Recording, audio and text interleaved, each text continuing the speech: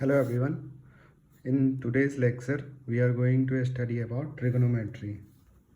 So, trigono means triangle and metry means measurement. So, in this chapter, we learn how to measure any height or distances by using triangle with the help of trigonometry ratios. Okay, suppose this is the building and you have to measure height of this building. Then what will you do? You have to just know about just know two things. Like first, any angle. Suppose you know this angle and this distance d. By using these two data, you can calculate height. So now we see what type of trigonometry ratios is useful to calculate that height or any distances. So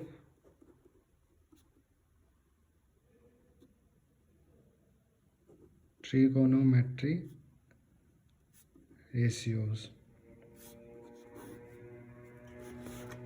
Suppose this is a right angle triangle.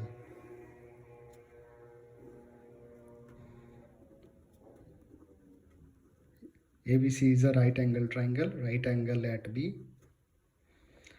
This is hypotenuse. Let's denote it by H. If we take this angle theta, then the side which is just opposite of theta is called perpendicular, and this is base. So trigonometry ratio, we study about 6 trigonometry ratio. These are sine theta, cos theta, tan theta, cosec theta, sec theta, and cot theta. Okay, now what is sine theta? So we have a formula of sine theta as perpendicular by hypotenuse. Okay, cos theta base by hypotenuse, tan theta perpendicular by base, cosec theta. Now see, cosec theta is just opposite of sine theta. So what is cosec theta? H by P. Similarly, sec theta is opposite of cos theta. So what is sec theta? H by B. And cot theta is opposite of tan theta. Then what is cot theta? B by P. Now, by seeing one question, we are going to more clear about concept. Suppose this is the triangle with ABC triangle with side. This is 4 meter. This is 3 meter.